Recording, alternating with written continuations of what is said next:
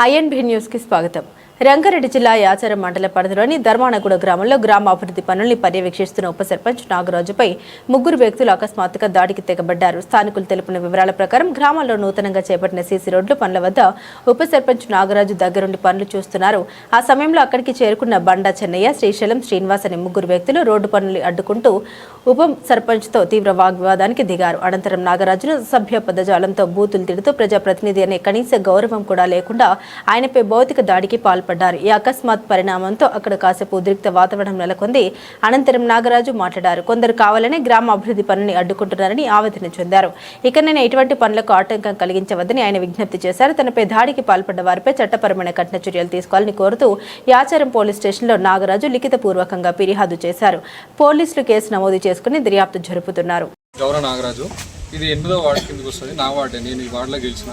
ఇక్కడ అక్కడికి నుంచి ఒక 35 మీటర్ల రోడ్, ఇది సీసీ రోడ్ గురించి గ్రామ పంచాయతీ ఆధ్వర్యంలో మేము తీర్మానం చేసుకొని ఈడ సీసీ రోడ్ వేయడానికి తీర్మానం చేసినాం. అయితే తీర్మానం ప్రకారం ఏం చేసినామంటే ఈడ బండ చిన్న అంటే ఆయన ఆడ కడివాసుకున్నాడు ఆయన ప్లేస్ వరకు.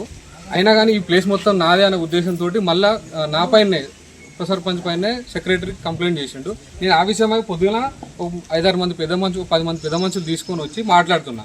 వచ్చి ఉప సర్పంచ్ కానీ ఓనుగురా నువ్వు లంచోడక సుల్లిగా ముడ్డగా అని తిట్టేసి నన్ను అందరు తన్నేసి గుద్దేసి లోపల అంత షర్టు అంతా జింపేసి నన్ను అవసరమైన వర్గల్ లాంగ్వేజ్ తోటి తిట్టేసి ఇట్లా దాడి చేసిండు నన్ను. నేను ప్రజాస్వామ్యంలో ఎన్నికైన ఒక ప్రజాప్రతినిధికే ఇట్లా నా మీద దాడి జరిగితే ఇంకా ఈ ప్రజాస్వామ్యం ఎక్కడ ఉన్నట్టు.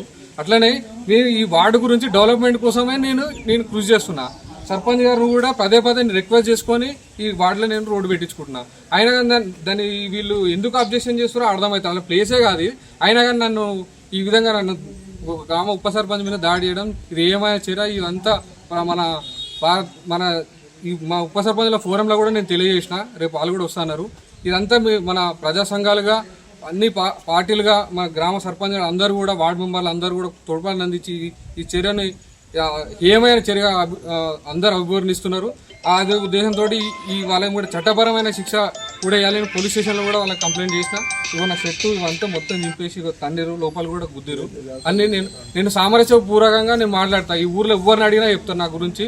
ఎంత మర్యాద మాట్లాడతాం. ఎవరితోటి గొడవలు శత్రుత్వాలు పెట్టుకుంటుండే కాదు నేను. సో నా విన్నపం ఇది.